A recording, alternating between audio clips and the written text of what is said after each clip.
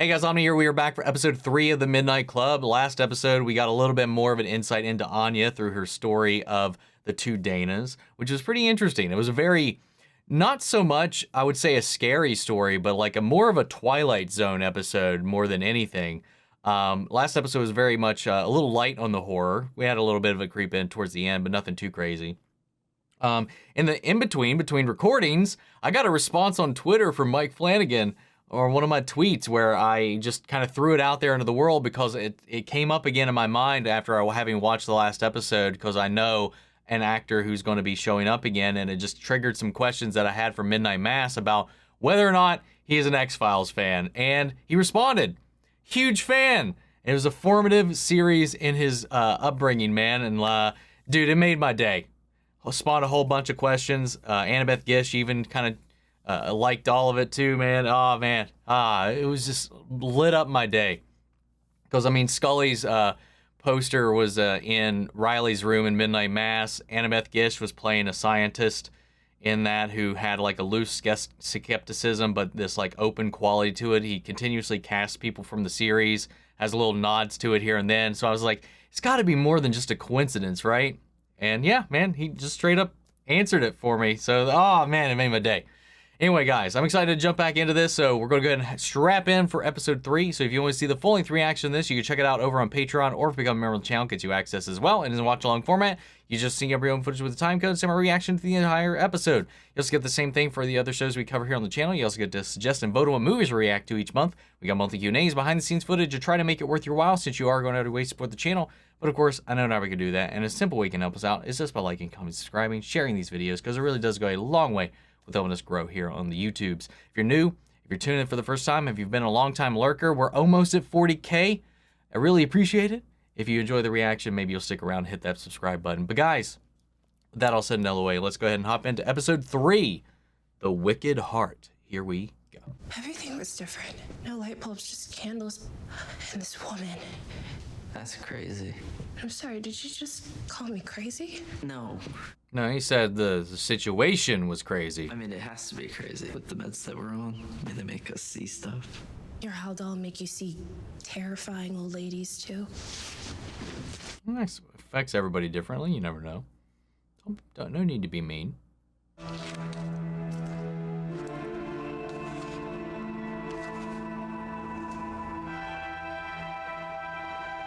There's a symbol that was on the tree. It's an hourglass with the sand back in the top, never falling down.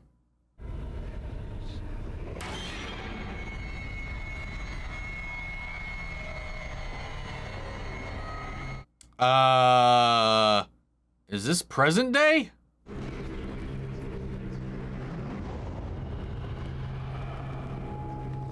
I don't know, man. It just gave me Cult of the Thorn vibes with the wrist tattoo. Halloween 4, 5, and 6.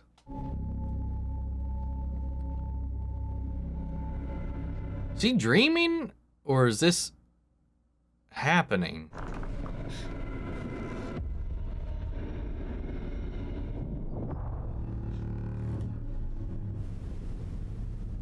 Ha ha!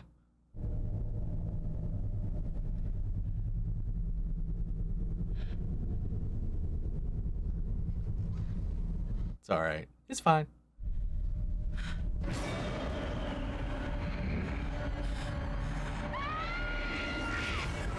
Okay. Thank you. Thank you for answering that question for me. Your foster dad showing up? I told him all about you. Bet that was fun. Told him all about your bitch roommate? I told him you're the toughest person I've ever met.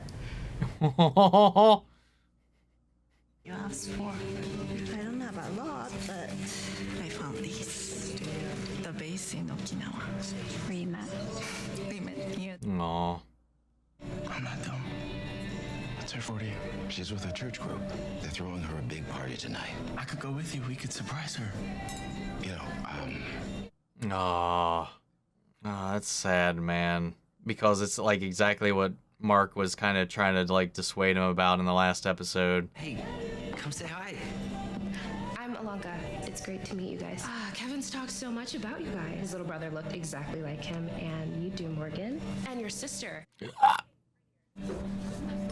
I'm I'm so stupid. You're Kevin's girlfriend, obviously. Oh, family day. Yeah, I didn't mean to say that you looked like you were related to You know, I'm gonna stop. It was...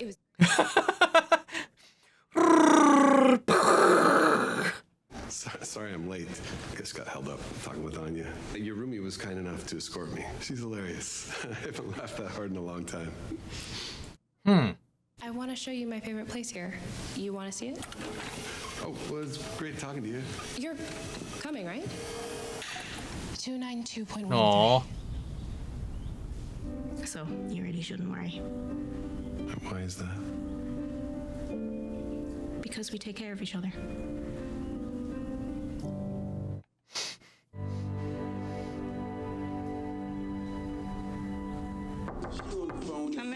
I bet you just got too many soaps. Kinda do. Hey, I'm sorry. I know it's shitty, but just because your parents aren't here, it doesn't mean that you don't have family, you know? He got hung up on that soap for a second. These are gorgeous. They just give these to her for free? I should have been a movie star. Well, can I keep the lemon in the bottom one? Help yourself.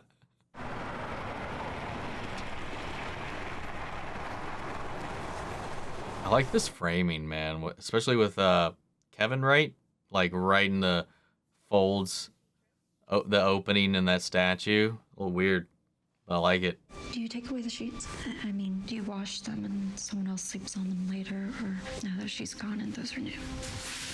We brought nothing with us when we came into the world. We can't take anything with us when we leave it. These pillows, though. Wait, is this They're good. They're really good. Doc did right when she picked. It is, isn't it? With a clean shave. Oh shoot, what's his name? They used to carve a piece of wood. Yeah. While they slept. Did you know that? Right?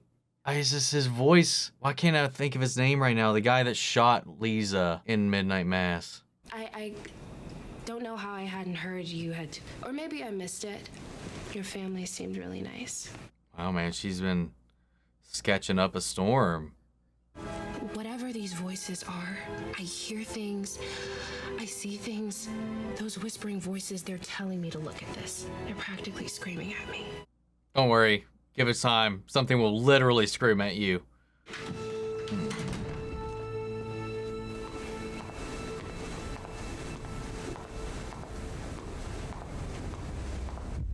Ooh.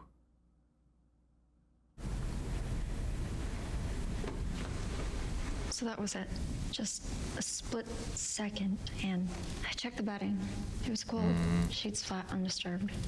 And I can't tell whether or not it was my imagination. It's like Ilonka's woken this place I up. promise, when I go, I can come back and say something to you all. And it's gonna be something tangible. Something you can fucking verify. None of this boo bullshit. So we all agree. Not a sign. Nope. Not a sign. Nope. Never volunteering either. Head down, quiet, a bit of a mystery if we're honest.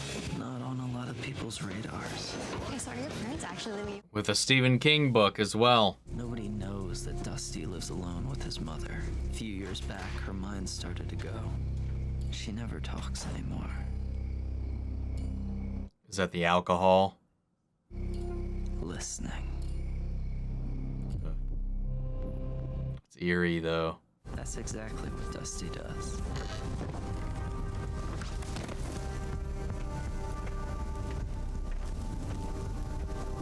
Invited? No. Oh. Oh.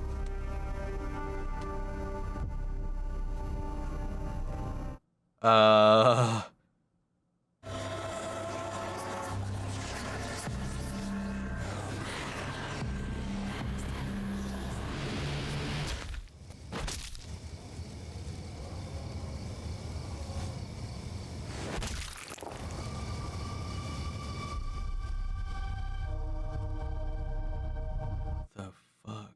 I hope this is not indicative of something he's actually done.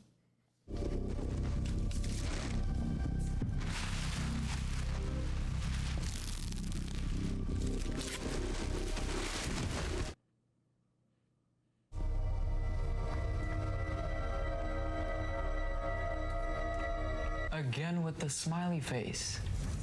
What? You did a serial killer story last month and the dude drew smiley faces in blood, remember? Oh, I forgot about that. Okay, it's like an X with the top filled in. Or like an hourglass. A little better. But that's... Go ahead. So the car turns down this old abandoned road. Okay, I have to imagine this is just made up.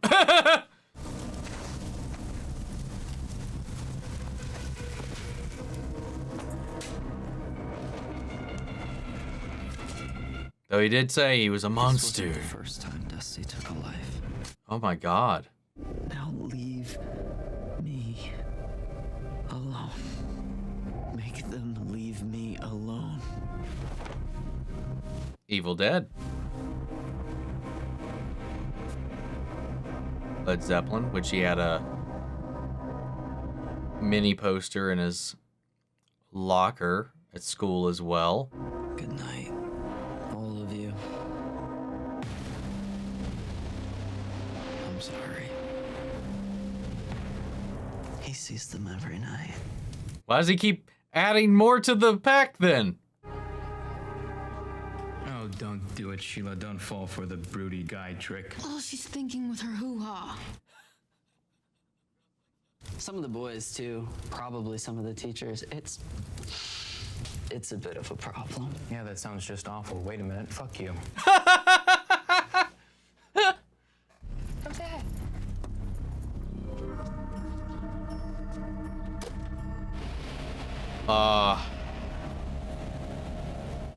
Wonder if this is like a metaphor for like the things he wish he maybe like the part of him that was always repressed in some way, being the studious, perfect son or whatever, and then, you know, he never acted out, or I don't know. He did say he got detention and stuff.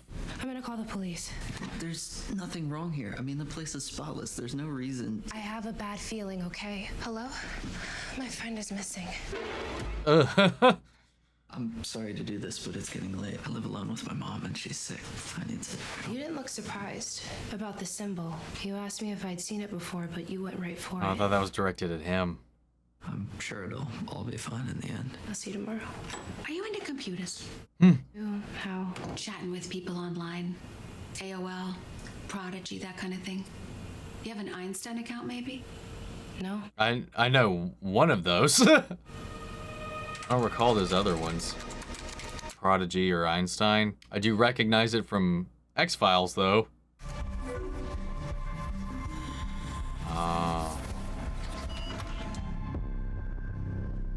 Uh-oh.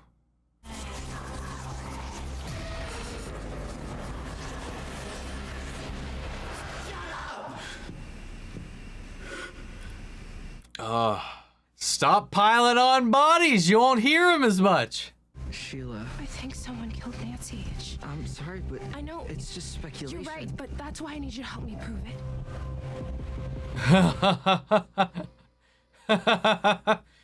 Oh my gosh. Listening to you talk about hell and descent, I remember where I've seen it. The elevator. It's not a part of the original elevator, right? And why put it on an elevator panel? I mean, it's useless, right? Why bother? Only one answer. What? It's not. Useless, I mean. I think Kevin knows more than he's letting on. His story is linked in. I don't know. I'm just like trying to, again, wrap his story into the character. You can even see where they cut the panel. It's a button, Kevin. And think about it. I mean, they wheel gurneys in here. Carry things all the time. If it's a secret button, that doesn't make much sense. It's always kind of dissuading, and someone's gonna lean on it. deflecting. It wouldn't stay secret for long. He's kept his secrets, bothered by the perception his family has. I don't know. I'd really rather not just...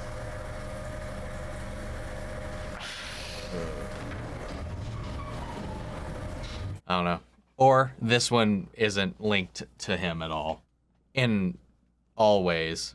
I've got an idea. Just please don't send us up to Stan's apartment. I have zero idea how to explain that one. How do you make sure no one hits it by accident? You make sure it takes more than just a hit. Got pressed him more than once. Oh! What the fuck?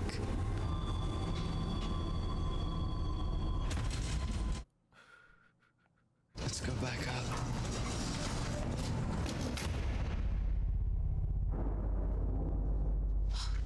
Hold on 1 second. She just has a pack of matches on her. Holy shit. What is it?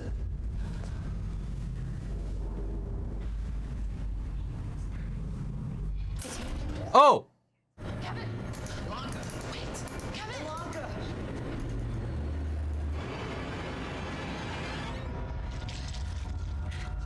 Oh, hell no.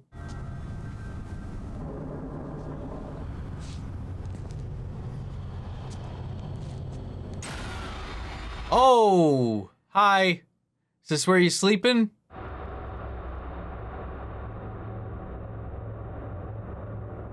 Oh shit, that's where we're ending. Fuck. Are you kidding me? Eat shit. And yeah, that was the guy. Oh, damn. Okay. It has to do with that cult she brought up before. The the Paragons? That's my guess. A secret elevator to the secret floor where you have to hit it a secret way in order to trigger it. It's interesting, but what's the number mean? Still don't really know what that's a clue to. Huh. This is an interesting episode, though, all things considered. Kevin's story. I don't know. I'm still trying. I don't know why I'm so hung up on that, and who knows? Maybe I'm thinking too far into it because of how much I was able to see and read into the two Danas and how it kind of relates to Anya a little bit. But like this one, I think he might just have a fascination with that in a way that like this overcorrection. Like he's been this perfect student, perfect boyfriend, like you mentioned, perfect son, perfect brother in their eyes. Like they never see him for any of the wrongs that he does. And maybe that's what it is. In this story, all of his sins, all of his misdeeds are these things nobody else around him can see. But he sees them. He knows he's messed up. He knows he's got detention. He knows he's done all these other things, but everybody else just ignores it and, treats him as if he's this godsend from above, this perfect being that his brother must emulate and carry on his legacy for him and all this stuff. And maybe that's just weighing him down. And that's like him expressing himself through this story in a way that's kind of overcorrection. He's doing these horrific things, but nobody thinks it's him. Nobody believes him. He knows it, but everybody else around him is just none the wiser. No one pays him any mind. Nothing like that. He's just invisible, and no matter what, he's got these things that are just eating at him underneath his skin, and that nobody else is there or wants to pay any attention to. It's like there's part of him that wants this attention or acknowledgement, or that he wants this burden lifted off of his shoulder, but nobody's willing to see that he's more than this one dimension, that he's multidimensional. Nobody's willing to see that other side. No one's ever willing to accept that he's got troubles, problems, issues, just like any other kid. I don't believe he's actually been out there like murdering people. I would hope not. But like I think that's kind of the part of him that's eating into the story itself. I think I locked that down. But seeing Joe Coley pop up again, another familiar face from. I love that Mike Flanagan likes to bring people back in that he's worked with before, and It's always fun to see him. And I recognized his voice long before I recognized who he was. And it helps because he looks... It's crazy how much, like, facial hair and somebody can look completely different with and without facial hair like that, man. But his voice was so distinctive. It just cut through all of that. But we had Tristan briefly pierce the veil, in theory, even though none of them believe what was seen. I mean, it was just a momentary blip in the radar when she was just going down there and doing her rounds, checking up on the room. Yeah, man. Seeing Anya's relationship with Ilonka change too is really interesting. I like that. I like that a lot, and especially with Anya's interaction with Tim, and just Ilonka inviting her in to be kind of part of her family in absence of her own. And we got to crack into each of one of the characters a little bit more, and I don't know. It's like Kevin here gets to kind of be himself in a way, but at the same time, I feel like there's a little bit of a mask that he's putting up here. Like, you know, purposefully not really talking about his girlfriend and stuff like that. Like here maybe it's because here he doesn't have to, I don't know, pretend. He can just be seen. I don't know. I'm not sure. And I'm really intrigued about this mystery about this place. What brings its power? What fuels it? This connection to this cult, this Resident Evil-esque kind of like puzzle box that this place seems to kind of be. And I'm curious how much Stanton knows about it and is just kind of keeping to herself. Anyway, I don't know. I don't have too much else to say on this one. But guys, let me know what you all thought. How far off do you think I was about reading into Kevin and his story? What are your thoughts on the episode in general? Sound off the comments. Let me know your thoughts down below. We'll carry on the conversation after the video. Feel free to join us in our Discord. We can talk about it there as well. Links to that in my social description box below. Follow me in each and every one of those. Remember, if you want to see the full-length reaction, you can check it out over on Patreon, or if you become a member of the channel, get you access as well. And speaking of, before we go, I want to shout out our channel legends. Manny Sherritt, Philly Vane, Yori Kurska, Margaret Grace, Melita, Robert Anguiano, Raven McCann, Status Alive, Jeffrey Hale, and M. Sephiroth. Thank you guys so much for your continued support. That's it for this episode, guys, and I'll see you all in episode 4. Take care, everybody.